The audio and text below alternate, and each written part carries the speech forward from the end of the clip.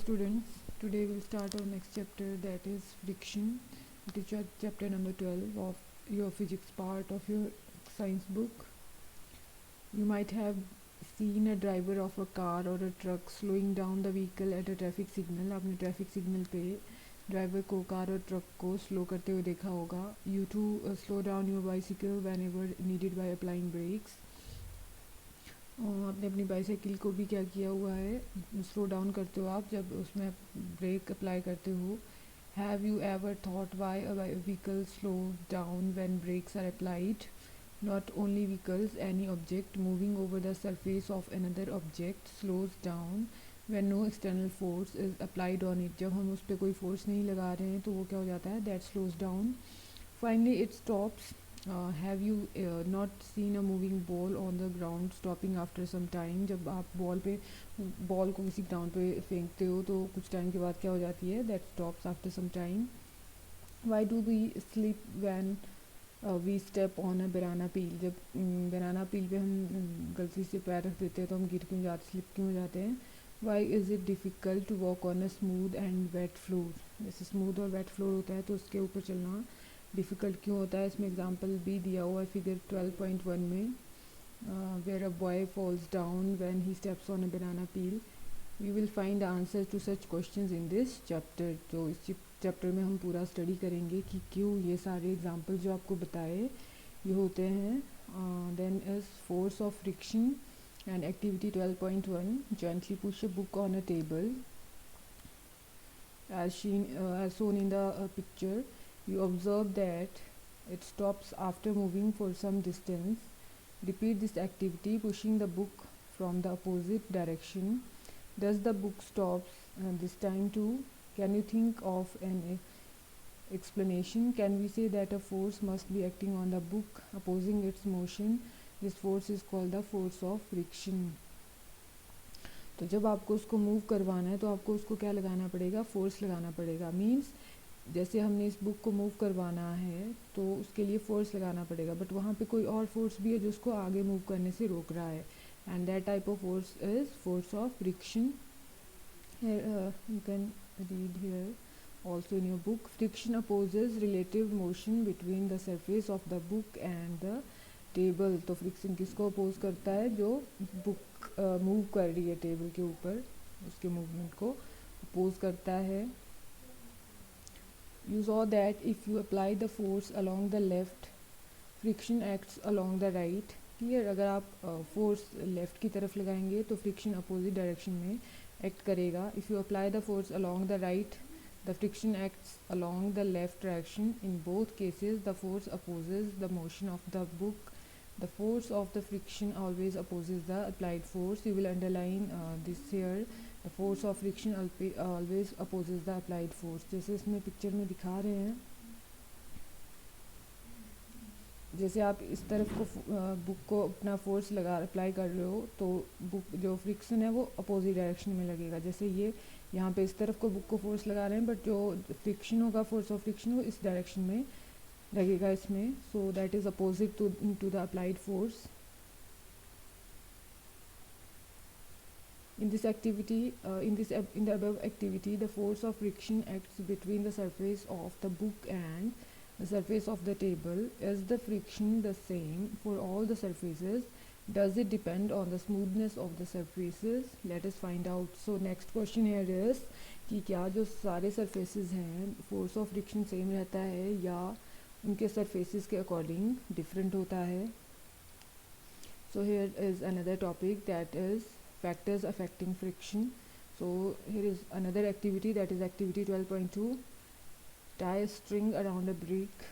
Pull the brick by a spring balance. तो यहाँ पे आप देख सकते हो, यहाँ पे ब्रिक रखा हुआ है और उसको एक स्ट्रिंग लगाया हुआ, धागा बांधा हुआ है विद द बैलेंस, जो स्प्रिंग बैलेंस होता है. You need to apply some force. Note down the reading on the spring balance when the brick just begins to move. जब ब्रिक मूव करना स्टार्ट करती है तो उस टाइम यहाँ पे जितना वैल्यू आएगी वो क्या करना है, you have to note down that value.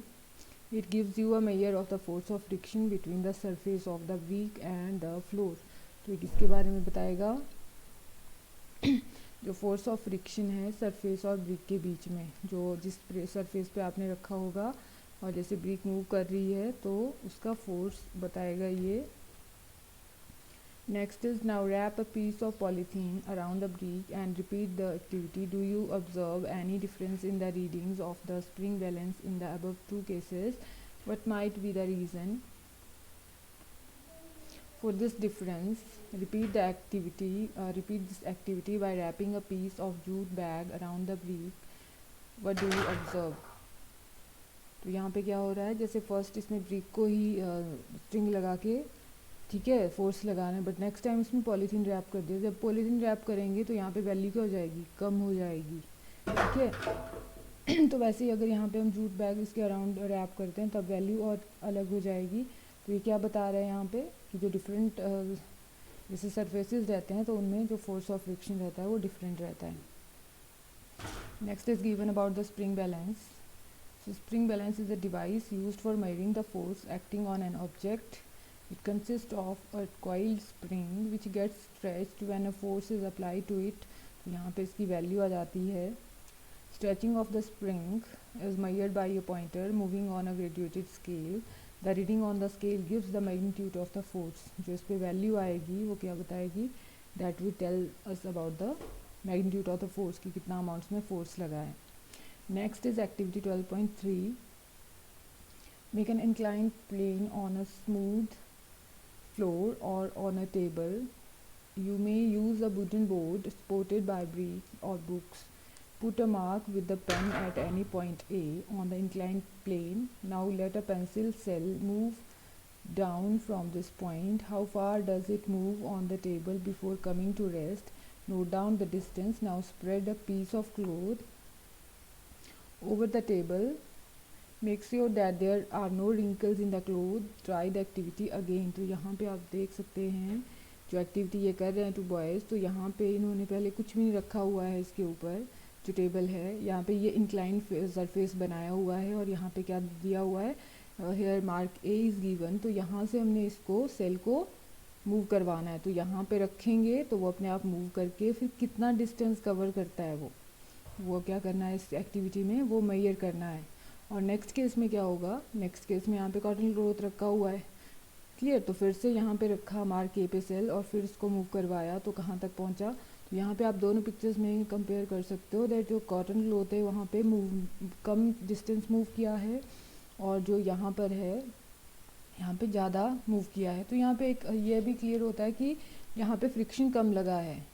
Clear. Opposite direction में फोर्स कम लगा है तभी तो ज़्यादा मूव किया है वो, और यहाँ पे फ्रिक्शन ज़्यादा लगा है और डिस्टेंस इसने कम मूव किया है क्योंकि जो अप्लाइड फोर्स था जो ऊपर से फोर्स के साथ आ रहा था उस पर ज़्यादा फोर्स ऑफ फ्रिक्शन लगा तभी तो वो कम डिस्टेंस पे रुक गया. और यहाँ पर फोर्स ऑफ फ्रिक्शन कम लगा इसको और जो अप्लाइड फोर्स जो डायरेक्शन ऑफ फोर्स जो उसका फोर्स था अप्लाइड फोर्स वो ज़्यादा इसमें डिस्टेंस मूव किया.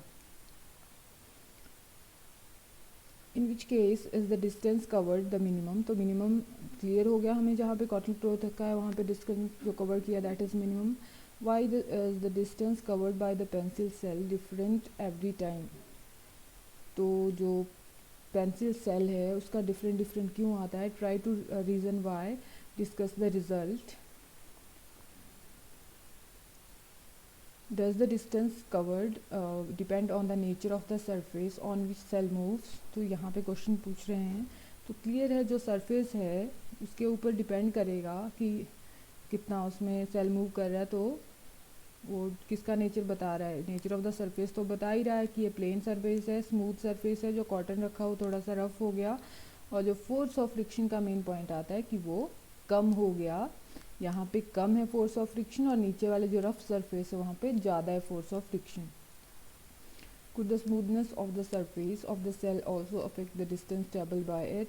तो क्लियर है डिस्टेंस पे डिपेंड करता है, डिस्टेंस सरफेस पे भी जो मूव किया इसने. I shall try the activity by wrapping a piece of sand paper around the cell.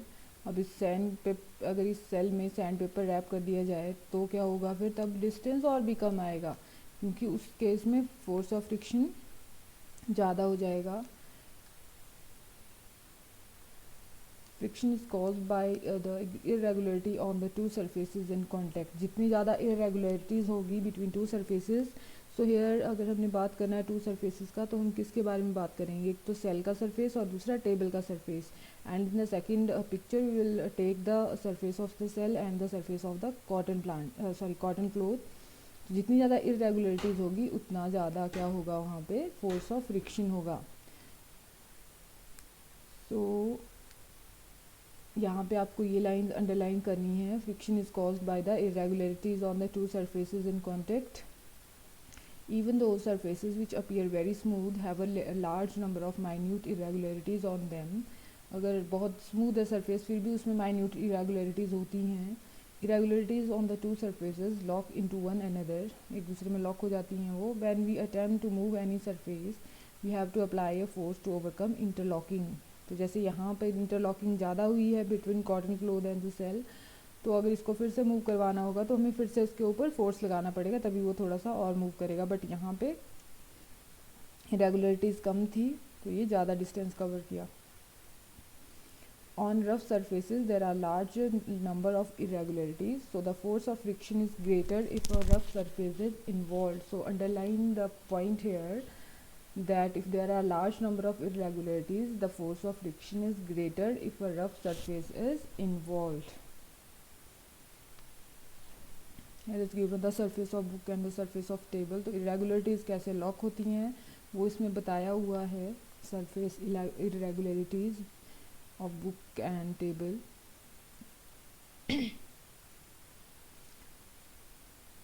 We see that the friction is caused by the interlocking of irregularities in the two surfaces. It is obvious that the force of friction will increase if the two surfaces are pressed harder.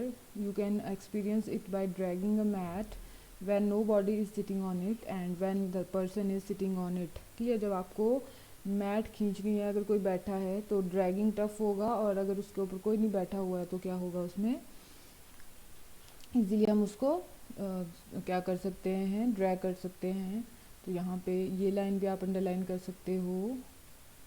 Force of friction will increase if the two surfaces are pressed hard. अगर hardly press करते हैं तो वो force of friction क्या हो जाएगा, कम हो जाए, इसमें इंक्रीज कर जाएगा। और नेक्स्ट यहाँ पे बॉक्स का एग्जांपल दिया हुआ है। Next is recall your experience when last time you moved a heavy box from one place to another. If you have no such experience, get the experience now. What is easier, to move the box from rest or to move it when it is already in motion? तो motion में होगा तब move करना start easily कर जाएगा। The force required to overcome friction at the instant an object starts moving from rest is a measure of static friction. On the other hand, the force required to keep the object moving with the same speed is a measure of sliding friction. तो यहाँ पे two types of friction दिए हुए हैं। तो first जो दिया हुआ है इसमें, the force required to overcome friction at the instant an object start moving. जब एक ऑब्जेक्ट रेस्ट से मूव करना स्टार्ट करता है उस टाइम जो फोर्स चाहिए होता है उस फ्रिक्शन को कम करने के लिए, दैट इज़ स्टैटिक फ्रिक्शन। और अदर हैंड जब कोई मूव कर रहा है, उसको मूव कर रहा है और उसको उसी स्पीड पे मूव करवाना है, तो दैट इज़ स्लाइडिंग फ्रिक्शन। इसमें हम ये एग्जांपल ले सकते हैं, जैसे हमने वही बॉक्स रखा हुआ है, अगर हमने उसको मूव करवाना स्टार्ट करना है रेस्ट से, तो जितना हमें फोर्स चाहिए उसको मूव करवाने के लिए, that is the measure of static friction. और अगर कोई ऑब्जेक्ट मूव कर रहा है, जैसे एक बॉल मूव कर रही है, हमने उसको उसी मूवमेंट की डायरेक्शन, उसको मूवमेंट की पोजीशन में रखना है।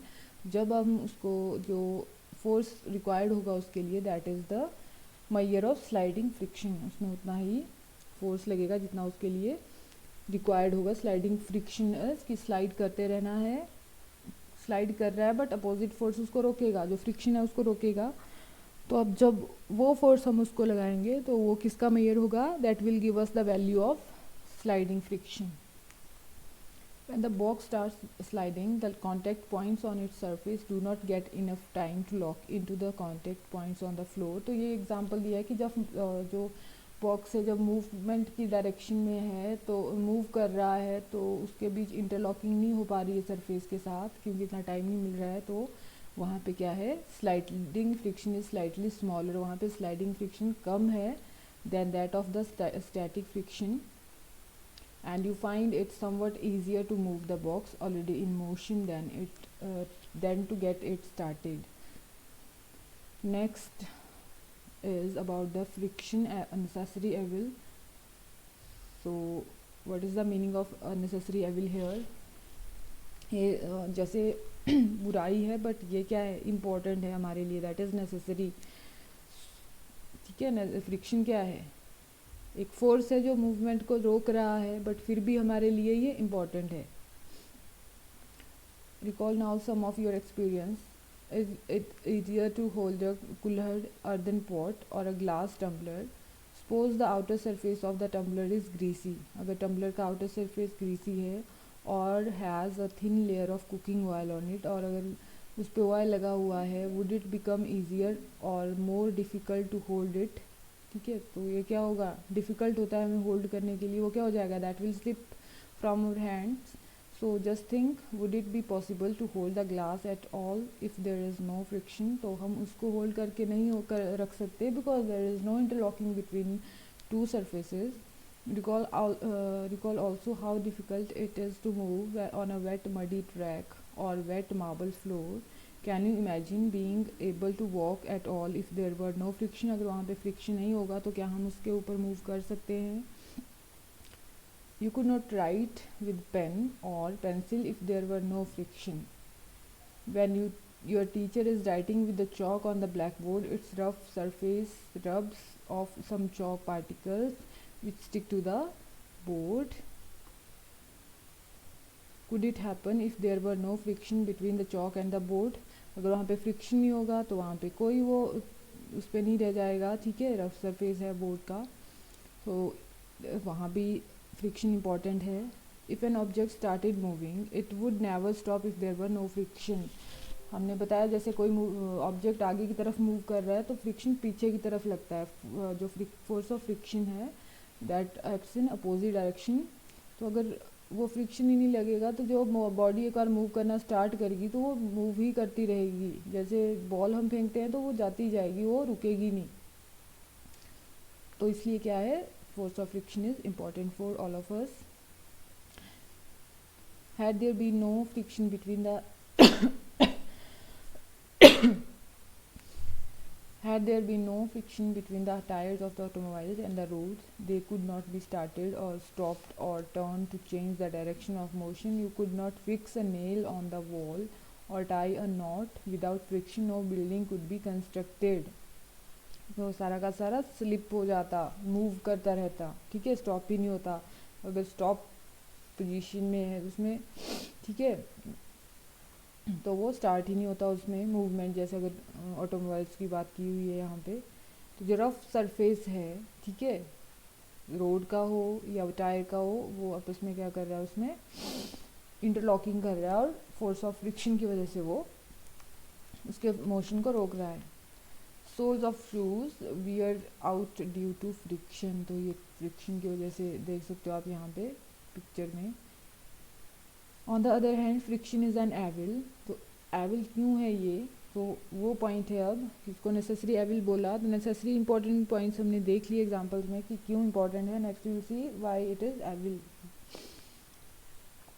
It wears out the material whether they are screws, ball bearings or soles of shoes.